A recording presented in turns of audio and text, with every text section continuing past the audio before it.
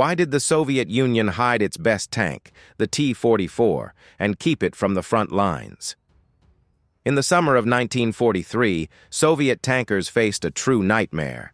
Their shells bounced off the armor of German Tigers like peas off a wall, while a return shot from an 88mm gun turned the T-34 into a flaming torch. Crews perished by the dozens, unable to even close the distance to the enemy for effective fire. The command of the Red Army demanded an immediate solution from designers. Consequently, at the Uralvagonzavod in Nizhny Tagil, work began on a machine that was supposed to change everything. This tank was designated the T-44, and it was destined to be the killer of German cats. However, not a single one of these tanks ever fired at the enemy, even though the machine was ready before the end of the war. Alexander Alexandrovich Morozov, the very man behind the creation of the legendary T-34, was appointed to lead the project. Morozov understood all the shortcomings of his creation perfectly and knew that simple modernization would not solve the problem. A fundamentally new approach was required. Revolutionary engineering solutions capable of taking Soviet tank building to a completely different level. The designer gathered a team of top specialists and set them an ambitious task. Create a tank with armor twice as thick as the T-34, but maintain the previous mass and mobility of the vehicle. It seemed impossible. The laws of physics are relentless, and increasing armor thickness inevitably leads to increased weight. However, Morozov found a brilliant solution. He completely redesigned the layout of the tank, placing the engine transversely across the hull rather than longitudinally, as was previously standard. This arrangement of the power unit allowed for a significant reduction in the length of the engine transmission compartment, using the saved space to increase armored protection. The frontal armor of the new tank reached 120 millimeters, making it practically invulnerable to most German anti-tank guns at medium and long ranges. Another major innovation was the abandonment of the famous Christie suspension used on all Soviet medium tanks since the BT series. Morozov replaced it with torsion bar suspension, which allowed for the removal of bulky springs from the fighting compartment, freeing up additional space for the crew and ammunition. Now, tankers could work in more comfortable conditions, which directly influenced the efficiency of the combat vehicle in battle. The heart of the new tank was the V-44 diesel engine with 520 horsepower. This motor was specifically developed for the promising machine and differed from its predecessors in increased reliability and improved characteristics. Paired with a new 5-speed gearbox, it provided the tank with excellent dynamics and maneuverability. During trials, the T-44 reached speeds of up to 51 kilometers per hour on the highway, which was an excellent indicator for a vehicle of this protection class. For primary armament, the designers installed an 85mm ZIS S-53 gun, model 1944. This was the same gun placed on the modernized T-34-85, and it had already proven itself well in battle. The gun could hit medium German tanks at all realistic combat distances and, with a lucky hit, could handle the enemy's heavy armored vehicles. The ammunition load consisted of 58 shells, which was significantly more than the T-34. Externally, the T-44 retained recognizable features of its predecessor, but closer inspection made it obvious that it was a completely different machine. A lower profile made the tank a less noticeable target on the battlefield. The cast turret with a streamlined shape ensured a high probability of ricochets from enemy shells. The hull became more technologically advanced to manufacture, and the number of weld seams was significantly reduced, increasing the overall strength of the structure. On November 23, 1944, the State Defense Committee adopted a resolution to commission the T-44 tank into the Red Army. Factory number 75 in newly liberated Kharkiv was appointed as the manufacturing enterprise. It seemed that very soon the latest combat vehicles would head to the front to crush German armor. Kharkiv Factory number 75 was a sad sight. The city had been liberated from occupation only recently, and the enterprise lay in ruins after the German retreat. Workshops were destroyed, equipment partially removed or destroyed, and qualified personnel scattered across the country. Under these conditions, the plant had to organize the production of the Soviet Union's most modern tank. The task seemed nearly impossible, but an order is an order, and work began in earnest. By December 1944, the factory workers managed to assemble the first 5 T-44 tanks. This was a true feat of labor, considering the state of the production base and the lack of literally everything necessary. However, the joy of fulfilling the plan was short-lived. On December 7th, the Deputy Commander of Armored Forces, Colonel General Korobkov, sent an alarming report to the People's Commissar of the tank industry, Malyshev, which left no illusions regarding the quality of the first machines. The general reported that the manufactured tanks had a range of serious defects caused by inconsistencies in drawings and numerous deviations from technical conditions during the manufacture of units and parts. Korobkov warned that these defects would inevitably affect the performance and combat qualities of the machines and would also significantly complicate their military operation due to a lack of interchangeability of mechanisms. Effectively, each tank was a unique product whose parts did not fit other machines in the same series. Korobkov listed the reasons for this dismal state of affairs with military bluntness. The factory was not equipped with the necessary machinery and lacked the required tools and fixtures for precise production. Measuring instruments were absent, without which quality control for the manufacturing of critical parts became simply impossible. Military acceptance could not perform its functions properly because it lacked the basic tools to check the compliance of products with the drawings. The general also separately mentioned problems with the armor supplied by Mariupol plant number 264.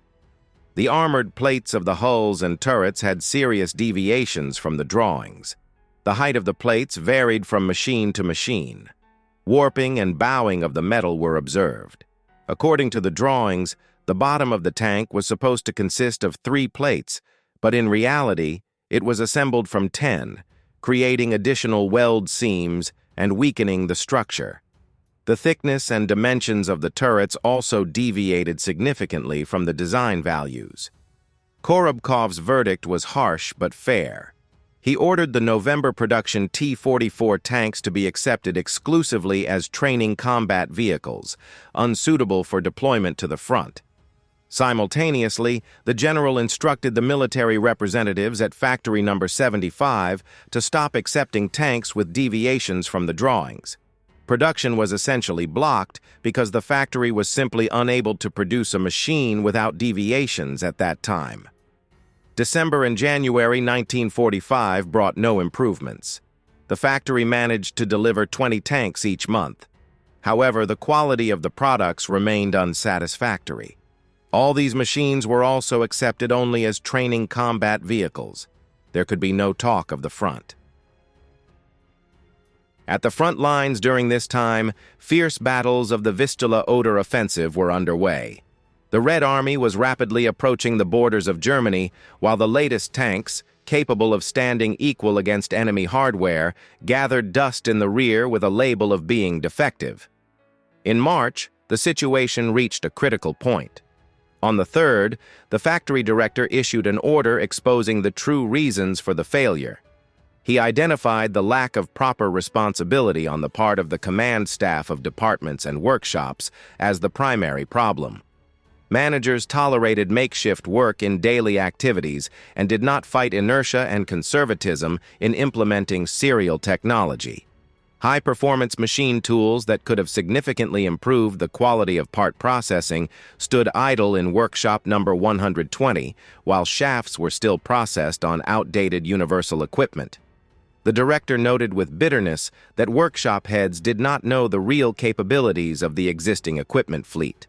There were no storerooms for rough parts in the workshops, leading to uncontrolled distribution of workpieces and allowing defects to be hidden.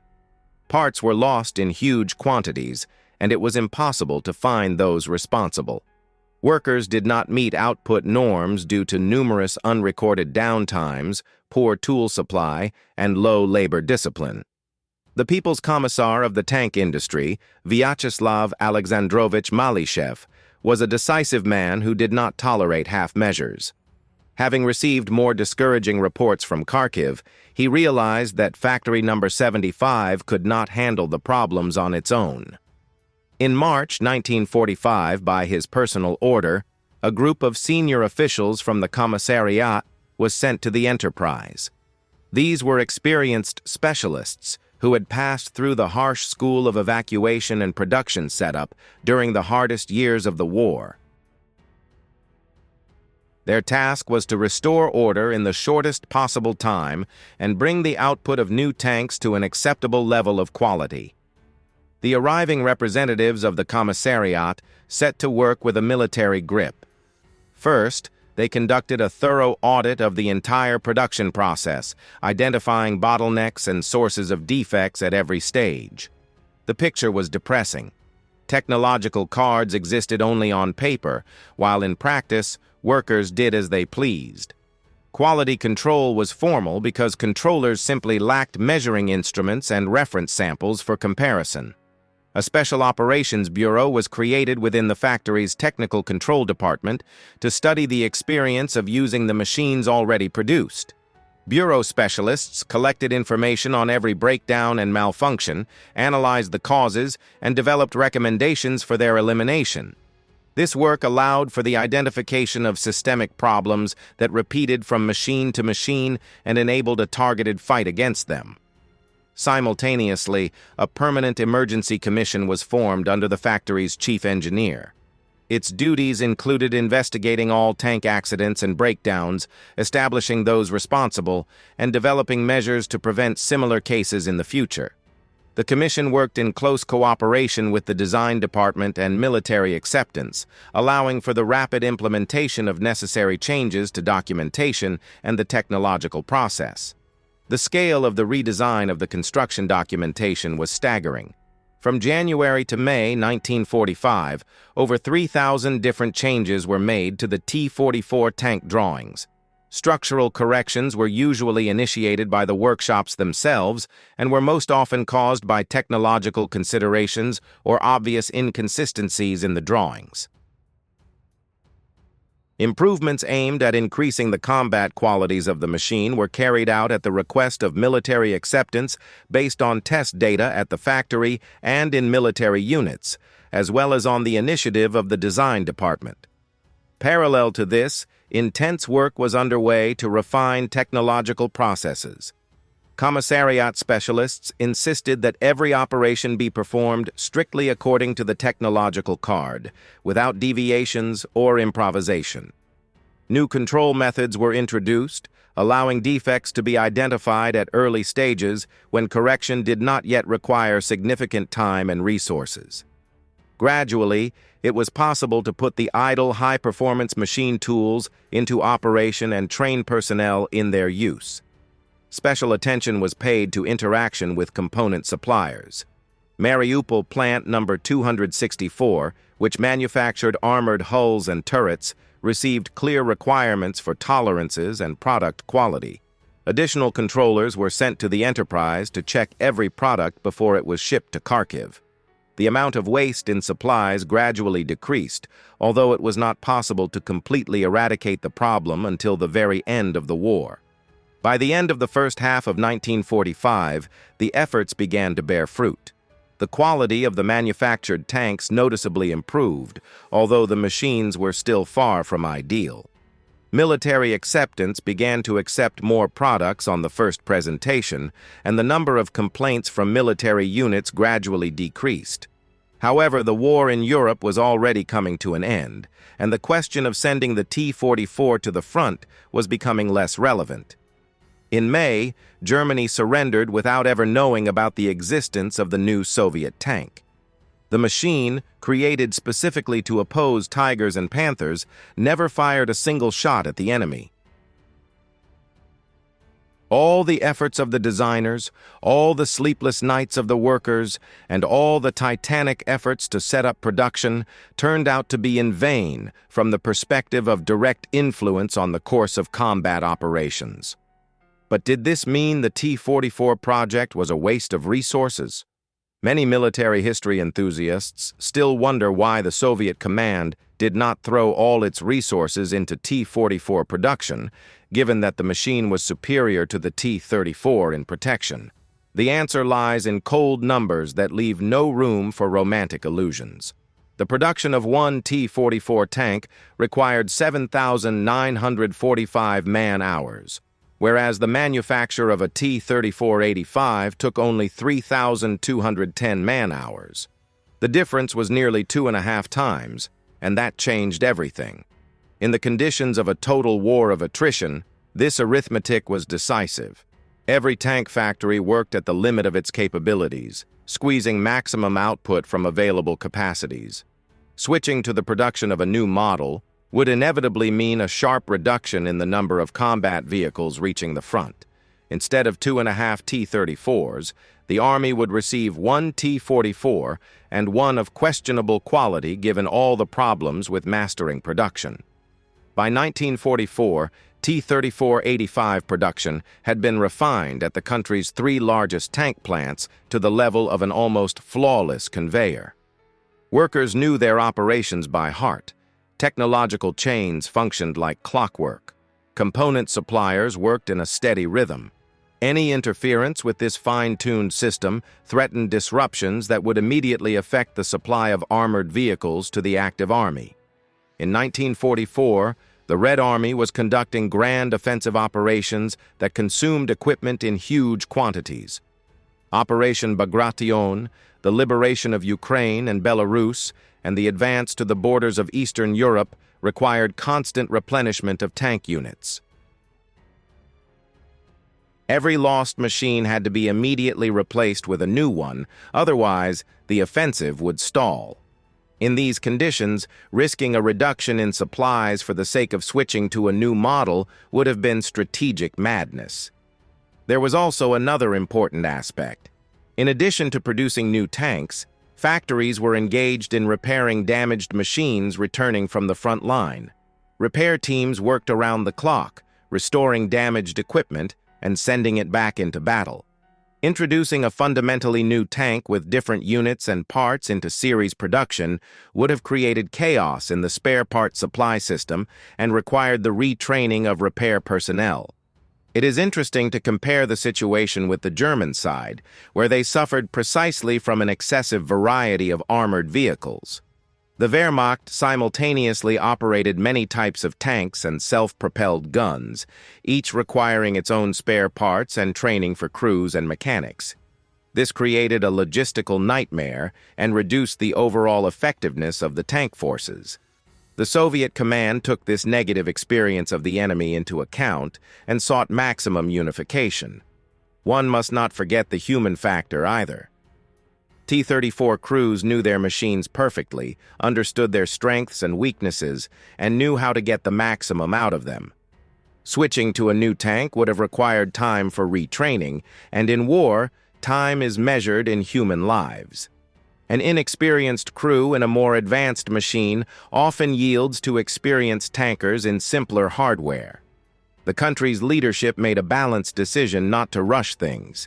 The T-44 was produced in small batches in Kharkiv, which allowed for the accumulation of production experience, the identification and elimination of design flaws, and the training of personnel for future mass production. The latest tanks were sent to training units, where crews were prepared without subjecting the precious machines to the risk of combat losses. This approach was completely justified.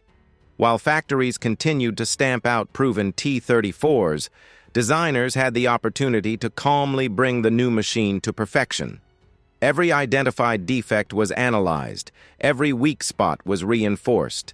The tank gradually got rid of its childhood diseases, turning from a raw prototype into a reliable combat unit. This experience would become an invaluable foundation for the next generation of Soviet armored vehicles. The end of the war in Europe did not bring relief to the staff of the Kharkiv plant. Requirements for product quality only increased, as it was no longer possible to attribute deficiencies to wartime haste and extraordinary circumstances. In the autumn of 1945, military acceptance organized large-scale trials of 6 T-44 tanks from the September production. The results of these tests were to show how much the enterprise had succeeded in correcting the quality situation over the past months of intense work. The final report turned out to be disappointing. A significant number of breakdowns and malfunctions that occurred during the testing of the September production tanks clearly demonstrated that the quality of the machines remained at a low level. The Commission stated that to date, the factory had failed to eliminate defects identified during the operation of tanks from previous batches. Problems reported by Colonel General Korobkov nearly a year ago continued to haunt production.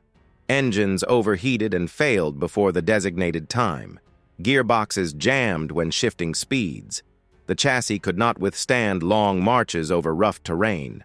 Turret mechanisms worked intermittently, making it difficult to aim the gun at a target.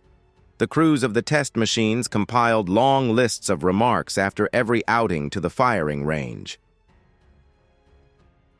The dream of a reliable modern tank remained unattainable. However, engineers and designers did not give up. Every breakdown was carefully recorded and analyzed. Specialists looked for the root causes of malfunctions, whether they were design errors, violations of manufacturing technology, or the use of low-quality materials. This painstaking work gradually bore fruit. Tanks of later productions became increasingly reliable, although the improvement process stretched over years. In total, during the period of serial production, the Kharkiv plant produced about 1,800 T-44 tanks of various modifications. These machines were sent to tank schools and line units, where they served to train crews and practice tactical techniques. Some of them served with the groups of Soviet forces in Eastern Europe, although they never participated in real combat actions.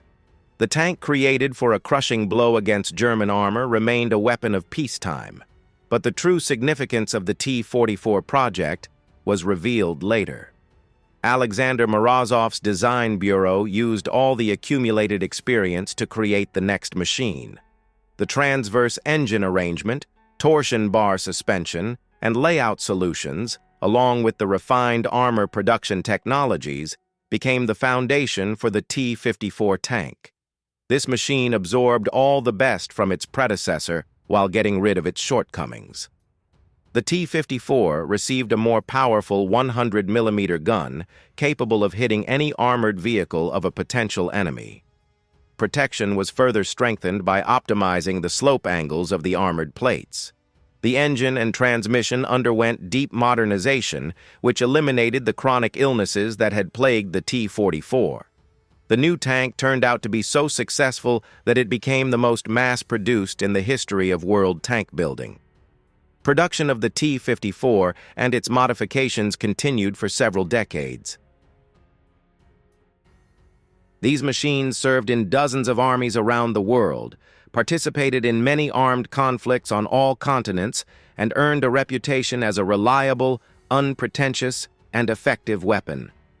Every time a new T-54 came off the conveyor, the genes of that same secret tank, which the Soviet command never dared to throw into battle against German Tigers, were invisibly present.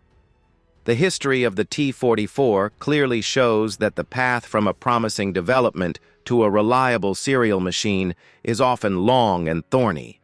The brilliant ideas of designers were shattered by the harsh reality of war-torn production, the shortage of qualified personnel, and the lack of necessary equipment. But Soviet engineers and workers stubbornly overcame all obstacles, and ultimately their labor was rewarded with the creation of a legendary machine that brought fame to domestic tank building worldwide. If you liked this story, be sure to give it a like and subscribe to the channel so you don't miss new episodes. Write in the comments which military hardware you would like to hear about next time, and I will definitely make a detailed story about it.